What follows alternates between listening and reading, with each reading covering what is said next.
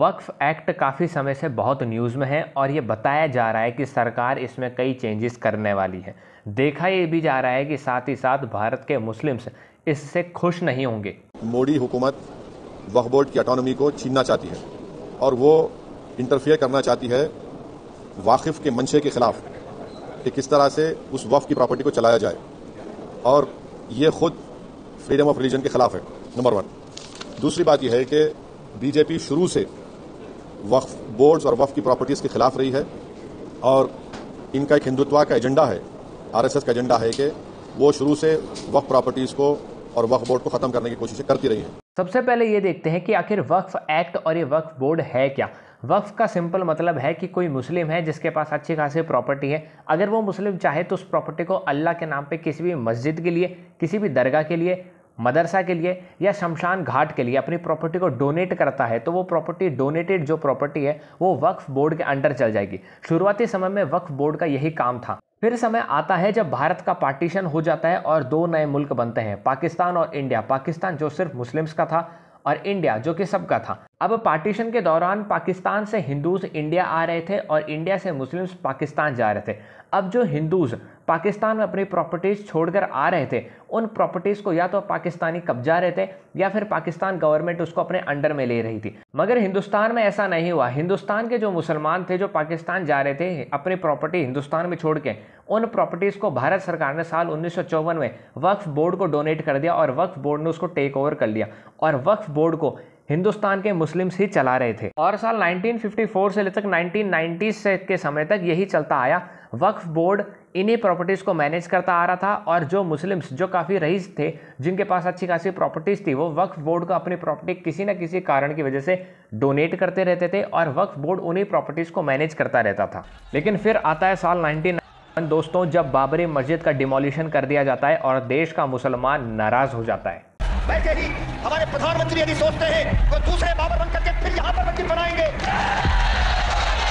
तो वो समझ रहे जब दूसरा बाबर यहाँ भारत में बर्दाश्त नहीं किया जाए।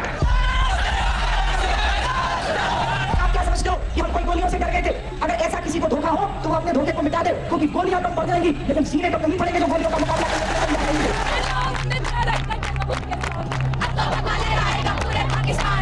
रामलला को हटा करके इस मंदिर को मस्जिद बनाएंगे। जिस दिन मस्जिद बना देंगे उस दिन खाता हट जाएगा। कार सेवा रुक नहीं सकती, चाहे इसको संत महात्मा रोके चाहे नेता लोग रुके, आज इस ढांचे को गिराना। इन्हीं नाराज मुसलमानों को खुश करने के लिए और अपना वोट बैंक सिक्योर करने के लिए P V Narasimha Rao led Congress government वक्फ बोर्ड को एक अनलिमिटेड राइट्स दे देती है और कह देती है कि भाई आप अनलिमिटेड प्रॉपर्टीज़ को कब्जा सकते हो, ओन कर सकते हो, एक्वायर कर सकते हो और उनको मैनेज भी कर सकते हो। और इसी के लिए वक्फ एक्ट 1995 इंट्रोड्यूस किया गया, जिसके अंदर दो सबसे खतरनाक सेक्शंस थे, सेक्शन 3 और सेक्शन 85।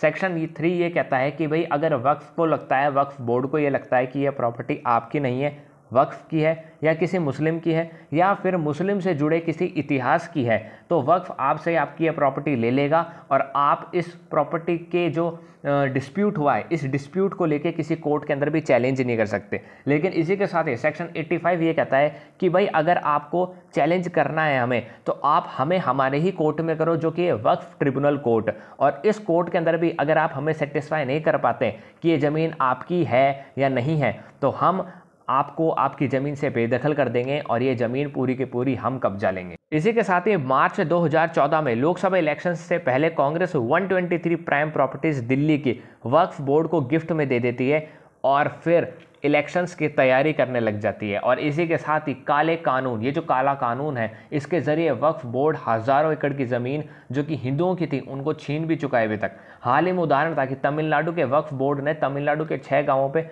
दावा किया कि ये 6 के 6 गांव हमारे हैं और इन गांवों के अंदर एक मंदिर है जो कि 1500 साल पुराना हिंदू मंदिर है। उस पे भी वक्फ बोर्ड का कहना है कि ये मंदिर जो है हमारा है और ये 6 गांव की जो प्रॉपर्टीज़ है ये भी हमारी है। तो भाई वक्फ बोर्ड जैसे कि अभी ये कह रहा है कि भाई ये जो 6 के 6 गाँव है ये हमारे हैं, 1500 साल पुराना मंदिर, हिंदू मंदिर वो हमारा है, तो ये जवाब कौन देगा कि भाई इन 6 गाँव में रहने वाली जो आम जनता है, जो हिंदू हैं, 1500 साल पुराने मंदिर के अंदर जाने वाले जो हिंदू हैं, प्रार्थना करने वाले हिंदू हैं, वो आखिर कहाँ जाएंगे? इन सबको तो वक्फ कब्जा लेगा और वक्फ इनको कानूनी तौर पे कब्जा रहा है। इसी के साथ ही साल 2022 की रिपोर्ट के अनुसार ये पता चलता है कि इंडिया के अंदर भारत रेलवे और भारतीय सेना के अलावा अगर कोई सबसे ज़्यादा प्रॉपर्टी ओन करता है तो वो है वक्फ बोर्ड। वक्फ बोर्ड के पास 8,65,646 प्रॉपर्टीज़ हैं जिनको वक्फ बोर्ड डायरेक्टली ओन करता है। अब दोस्तों सवाल है देश की कांग्रेस सरकार से। कांग्रेस सरकार और राहुल गांधी हमेशा दावा करते रहते हैं कि भाई अडानी ने लूट मचा रखी है, अडानी ने लूट मचा रखी है, अडानी देश को कुछ नहीं देता, अडानी देश से सब कुछ चोरी करता है। अडानी इस देश के अंदर 13 तो सी पोर्ट्स और 7 एयरपोर्ट्स ओन करता है और इन 13 सी पोर्ट से और 7 एयरपोर्ट से देश के अंदर रेवेन्यू जनरेट होता है। देश की इकोनॉमी के अंदर बहुत बड़ी भागीदारी है इन पोर्ट्स की और एयरपोर्ट्स की। लेकिन सवाल यह है कि वक्फ बोर्ड के द्वारा ओन की जाने वाली 8,65,646 प्रॉपर्टीज़ देश के कौन सा रेवेन्यू जनरेट कर रही है और देश के कौन सी इकोनॉमी में अपनी भागीदारी दे रही है। और आखिरी सवाल ये उठता है दोस्तों कि क्या एक सेक्युलर कंट्री के अंदर इस तरीके के रिलीजियस एक्ट एग्जिस्ट कर सकते हैं? और इसका जवाब है नहीं।